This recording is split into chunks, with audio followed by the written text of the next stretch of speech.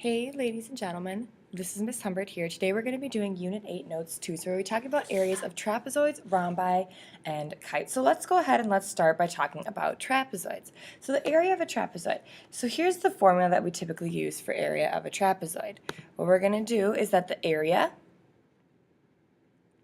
is equal to 1/2 times the height times the sum of the two bases. So what does that mean? That means that this is base 1 and this is base 2. It doesn't really matter which you label base 1, base 2, as long as your bases are the same. We know they're the bases, again, because they're going to be perpendicular to that height. Okay, so that's how you know that they're the base. We could also write the area this way. We could write it as the height times the sum of the bases divided by 2. That's another way that we could write that. So let's go ahead and let's take a look at some examples of these. So for this one, we know we're looking at a razor. Okay, so because we're looking at that razor, we want to take our height, which is 1, and then the sum of our two bases, which is 2.5 plus 3. So 2.5 plus 3, as such. Okay, then we're going to take that and we're going to divide it by 2 to calculate out the area. Well, first thing I'm going to do is multiply that out, or add that out, sorry. So I have 1 times 3 plus 2.5, which is going to give me 5.5, and then divided by 2. So 1 times 5.5 is just going to give me 5.5 divided by 2. Well, 5.5 divided by 2 is 2.75. And then our label is centimeters. Now remember, we want to square the centimeters, okay, because we're talking about area, so it's centimeters squared. All right, let's take a look at this one. One of Ella's trapezoid-shaped handbags is shown. Find the amount of material used to make the side shown. Okay, so we want to basically figure out the area. So I know that this height, right, is also a height right here.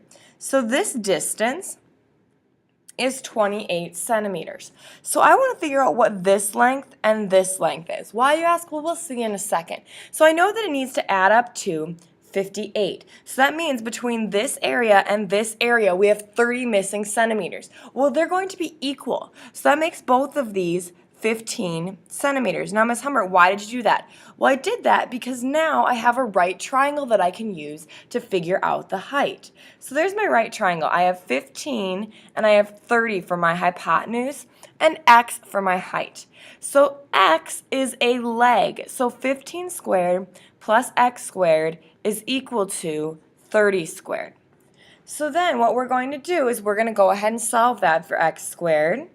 We get 675, and then we end up getting that x is equal to 26.0. So that's the height, is 26.0. So now we can go ahead and we can calculate out that area. Ooh. Okay, so now let's do that. So what we're going to do is we're going to do our height, which is 26, times our base, our first base, which is 28, plus our second base, which is 58, not 38, 58, and that's going to be divided by 2. So the first thing I'm going to do is add those two. So 28 plus 58 is 86. So 26 times 86, divide that by 2. So then we're going to multiply that together. 26 times 86 is 2,236, and then we're going to divide that by 2. And when we do that, we get 1,118, and then we're going to label that centimeters squared. So 1,118 centimeters squared for number 2.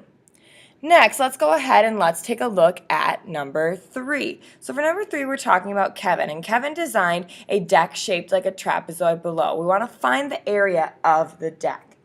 Okay, so what do we know? Well, we know that this right here is going to be 4.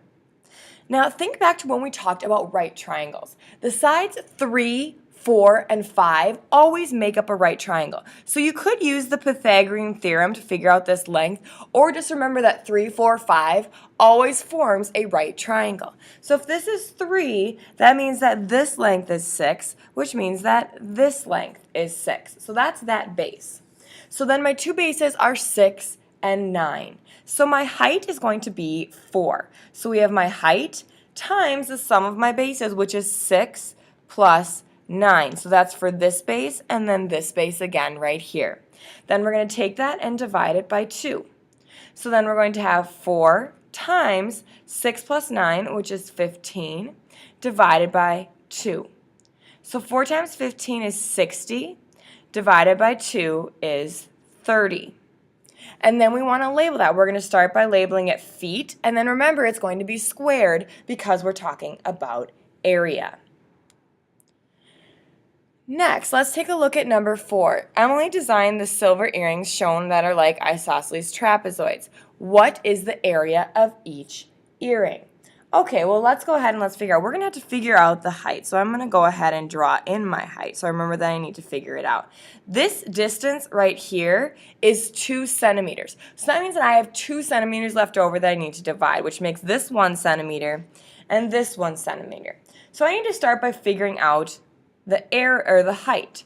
So I have 1 here, I have 3 here, and I have x for this leg. Well, solving for x is going to give me that height.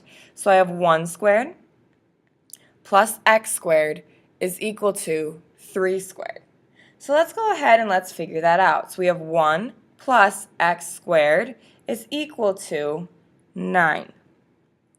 Then I'm going to subtract 1 from both sides. And I get x squared is equal to 8. Take the square root of both sides, and you get x is equal to 2.83. So that height then is 2.83. So now we can go ahead and we can calculate out the area. So what we're going to do is we're going to take the height, which is 2.83, and now we want to multiply it by the sum of our bases. Well, one of our bases is 2, and the other is 4. So we have 2 plus 4, and all of that's going to be divided by 2. So then we have 2.83 times 2 plus 4, which is 6, divided by 2. So then you're going to multiply 2.83 times 6, which is 13.8, and divide that by 2. So 13.8 divided by 2 is going to be 6.9 centimeters, and then we want to square it. So we have 6.9 centimeters squared for our area of that earring. All right, let's take a look at the area of a rhombus or a kite. So first thing we need to know about rhombuses or kite is that they have diagonals. Okay, so we're going to have to use these diagonals. So the one spanning across this way, let's call that diagonal 2. And the one spanning across this way, let's call that diagonal 1. Same thing goes for the kite over here. We have a diagonal here. We can call the span of that diagonal 2. And then we have a diagonal here, and we can call the span of that diagonal 1. So we're going to be using these diagonals to calculate out the area. So how can we do that? Well, the area of a kite or a rhombus, they use the same formula, is 1/2 the product of each of the diagonals. 1/2 the product of each of the diagonals. Or that could be the product of the two diagonals divided by 2. Okay, so that's for a kite or a rhombus. So let's go ahead and let's take a look and find the area. So we want to find the area of this kite. So we know the diagonals. It's 8 by 15. So what I'm going to do is I'm going to take and I'm going to multiply the two diagonals, and then I'm going to divide it by 2. So 8 times 15 gives me 120, and then I'm going to divide that by 2. Well, 120 divided by 2 is going to give me 60, and then it's going to be meters, not centimeters. And again, it's going to be squared because we calculated the area. Now let's take a look at number 6. So for number 6, I know that this piece is 10, and I know that then that this piece is going to be 10. So the span of this whole thing is going to be 20 feet. So if this is 12 feet, that means that this is 12 feet. So the span of this entire thing then is going to be 24 feet. So my two diagonals are 20 feet and 24 feet. So we're going to take and we're going to multiply the two together. So we're going to take 20 times 24, and then we're going to divide it by 2. Well, 20 times 24 is 480, and then we're going to divide that by 2. Well, when we divide that by 2, we get 240, and then it's going to be feet squared. Okay, so it's 240 feet squared for number 6. Let's take a look at number 7. So for number 7, we don't know what that second diagonal is, but we do know what the area is. So let's set it up into our formula. So to get the area, we're going to take our diagonals and multiply them together. So I'm just going to be multiplying by x, divide them by 2, and set it equal to the area. So now I need to solve for x. So to solve for x, the first thing I want to do is get rid of that 2. So I'm going to go ahead and multiply both sides by 2. So that's going to cancel out that 2. So on this side, I'm just left with 22x, which is what you get when you multiply 22 times x. And then you're going to get 92 times 2, which is 184. Okay? So then what we want to do is divide both sides by 22 to solve for x. And when we divide both sides by 22, we end up getting 8.36 inches. Okay, so 8.36 inches for the length of that diagonal. Next, let's take a look at number 8. So we know that the angle RT, or the length of RT, so one of our diagonals is 24.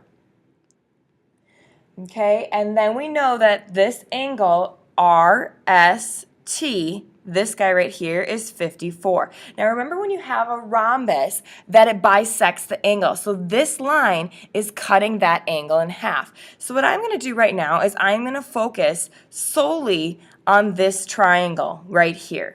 Okay, so when I focus solely on this triangle, here's what I know. This length right here is going to be half of this 24. So that length is 12. This angle measure right here is going to be half of the 54. So this right here is 27. And I want to figure out what that length right there is. So this is one where we're going to have to use trigonometry like we learned in Unit 6. So we have 12 and we have x. So we know the opposite and we want to know the adjacent. So opposite and adjacent is tangent. So tangent of 27 is equal to 12 divided by x, because it's opposite over adjacent. Now remember, when the x is on the bottom, you just simply flip-flop. So x is equal to 12 divided by tangent of 27. So you can go ahead and you can punch that into your calculator, and you end up getting that x is equal to 23.55. But that's just for this length right here. To get this whole length, we have to multiply that by 2. And when you do that, you get 47.110 for that entire length. So now we know both of our diagonals. One of our diagonals is 47.10 times our other length, which is 24, our other diagonal, and then divided by 2. Well, when you multiply the top, you end up getting 1,130.46, and then you're going to take that and divide it by 2.